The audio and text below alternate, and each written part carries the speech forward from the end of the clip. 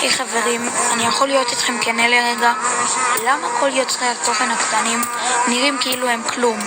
הם מעלים סרטון, עורכים טלפונים שבורים ומסכים שאי אפשר לראות איתם כמעט, מנסים את הכי טוב שלהם ורק מצפים לכמה לייקים קטנים.